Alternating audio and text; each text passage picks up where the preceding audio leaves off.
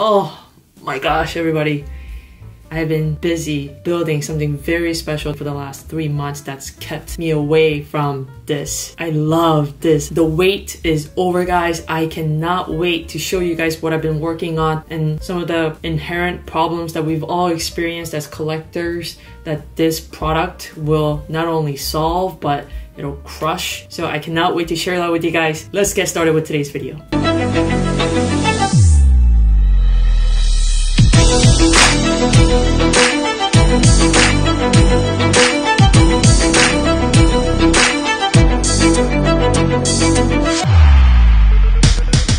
Let's talk about the 4 things that this marketplace launch by Goldin will solve directly, and then go through some of the use cases. First, efficiency. So every platform talks about efficiency, and we all want efficiency in our life. That's why you and I both have a smartphone, right? We love things efficient, fast, quick, and good quality as well. And so what this Goldin Marketplace launch does, which includes a new added versions of weekly auctions as well as fixed price marketplace. So think about it, right? Like before, you had to send your raw card. Let's get a raw card in here. A raw card.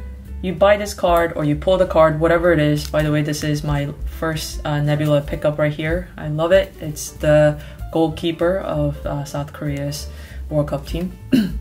Anyways, you get this card and now you have to pack it up nicely, do your PSA submission form online, print out the copy, put it in the box together with this card, hopefully with a lot of bubble wrappers, and then you ship it over to PSA. It gets opened there. Card gets graded depending on the service. Then after that, once the card gets graded, you have it shipped back to your home or of any other address that you desire. And from there, now you're like, okay, I want to try selling this card. Maybe you don't really fancy this card because you don't watch soccer, or you don't support South Korean team for whatever reason. And so you want to sell it, and now you're like, okay, I gotta ship this item again. Take my own photos sometimes, depending on what platform you use, but definitely have to ship it again and send it, whether that's to a consignment business or whether that's to your end customer or to a vault. So it really depends, what your usual route of selling is, but it could be up to 4 to 5 times of having this card, move between locations in a package. Just a lot of risk that you're putting out there. Cards can get damaged in the rain by being thrown, could be stolen, that's another big one. And then you have to buy insurance. So also the cost can go up quite significantly with shipping and handling and insurance, right? So that's the piece that this Goldin Marketplace is able to take away from you. You get the card graded from PSA, you opt in to ship the card to the vault, and the card doesn't move from there again. So from your standpoint, of course, the card has to get shipped from the PSA facility to the vault facility, but from your standpoint, you only have to ship the card once, and that's to PSA, or drop it off if you live nearby, or if you're at a show and so on. And so you only have to ship this once, take that risk once, and then from there, you can do all those actions that we just talked about without having to worry if the card is going to get lost or damaged on its way. Guys, make sure to watch the video till the end to find out a big giveaway that I've planned for you guys. Second problem that the Goldin Marketplace solves directly heads on is consistency. You've seen all these different photos that doesn't match the description on different platforms, or even the photo and the description might match, but the photo might be so terrible that you can't tell if the card is in a good condition or not. I know a lot of you guys, may just look at the grade of the card and say, okay, it's a PSA 9, great, or it's a PSA 10, great, whatever, and so on. But a lot of us, including myself, where we care actually about how the card looks, from centering, from corners, from edges. While I care deeply about the grade of the card because that's a big factor in how much you're gonna pay for the card, but I also care, especially if it's for a personal collection, about how the card actually looks in its form. And so good photos are very important, especially cards from the 90s where there's greening on the chrome film. Like, you want to know how bad the greening is by looking at good professional images on the web versus like a photo that was taken with like an iPhone 5 or something like that, which we've all seen on different platforms, right? And so that consistency factor is there. Description obviously will also be very detailed. You won't have those fat finger I had a friend who was listing Zion Williamson's cards, a few months ago. He had like 3 of them, but they all did terrible, as in like the selling went for maybe half of what it's supposed to or what it was going for. And we're like, what happened here? We looked at the listing.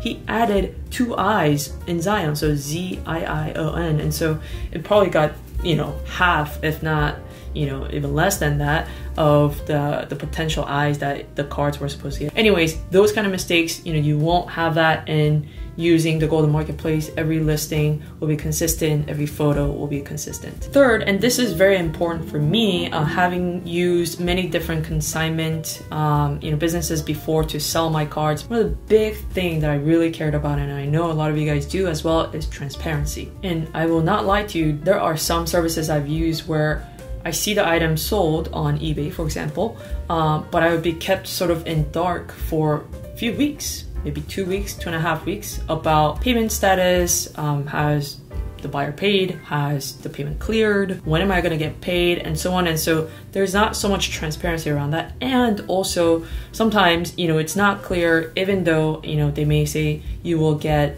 I don't know, 92% of sales price back to you because they take some small fee and so on. Sometimes I would get less than that, and I would ask, hey, this isn't exactly 92%, maybe it was like 90.5% and so on. They would mention, things like there was additional foreign handling fee, like the card went to a foreign collector, I guess, and so they had to pay extra on that platform that they sold it at, and so on. And so there wasn't like a very straightforward way of understanding, when am I gonna get paid? How fast am I gonna get paid? And what am I gonna get paid? So that you will not have at Goldin Marketplace. Everything will be very transparent on the weekly auctions, the fixed price. And so from transparency perspective, like, you will get your money. It's not like, would it end up in my PayPal? Is it ACH? Is it cash? Is it a check? It'll all be very, very straightforward on the platform, so I really like that. And lastly, and this is also a very, very important problem that the Goldin Marketplace is solving for on behalf of all the collectors, is security. I've done some polls on social media to see where you guys store your cards, if you use any vault services or secure sort of storage spaces. And I get it, like, I also have cards that I would probably not send into the vault anytime soon because I love just looking at it now and then, take pictures with it. It's just really weird. But anyways, like, I know there are cards that you just don't want to send immediately. I get that, but there are certainly cards where I've pulled in a break or in a just box opening, got them graded. I have maybe like 3 of the same card. It's okay to kind of let those go, and those I would definitely send into the vault with the intention to sell them essentially eventually. And so whatever the use case may be, and I think every collector has a different use case. You can't say like, oh, like, if you vault, you're not a true collector. I don't think it's appropriate to say that because, for example, if you live in Japan, if you live in Canada, if you live in France, like, it's literally so expensive to get cards in and out of the US. If you purchase them here or if you sell it here, there's taxes, there's insurances, there's international shipping, there's VAT, there's import, there's so many things that you have to worry about that sometimes it just makes sense for some people to use Vault, right? Maybe not for their entire collection, but definitely for key items that they want to sell. Anyways, different use cases for everybody, but the Vault, is a place that is secure, safe, insured. So they insure all the cards that are in there. I've been to the Vault. It's very nice. It's very, very secure. I can't get in without like going through like many doors, which is crazy. And the greatest thing is once you have your cards in the Vault, right? In I think 2 clicks, you can sell the card. Like boom, boom, like list, sell. Like that's all you have to do. And so that's very, very easy to do. You don't have to like now, call somebody up and say like, hey, my cards are at the Vault and I want to sell it and so on. You don't have to do any of that, which is really nice. Those 4 things are ways the Goldin Marketplace is going to solve a lot of issues that collectors deal with and carry that burden and risk each day. Okay, so guys, remember the weekly auctions start every Tuesday, ends every Thursday, so you have a 9-day window to bid for your favorite item that you see on there. And fixed price marketplace, those will always be on. Elite auctions, which is the bread and butter for Goldin auctions, will continue to have the highest, most rare items curated, with the new end date now falling on Wednesdays. Congrats, you have finished the video. I'm going to select one lucky winner who will receive a $100 giveaway to use on Goldin Marketplace on whatever card you want to buy. And the only thing you need to do is to like this video and comment below your favorite card that you see on the Goldin Marketplace following the link that I'll leave below in the comments. Good luck, and I'll see you there. As always, thanks so much for watching my video. If you're not subscribed to this channel, please do that now, and I will see you guys in the next video. Bye. That was awesome.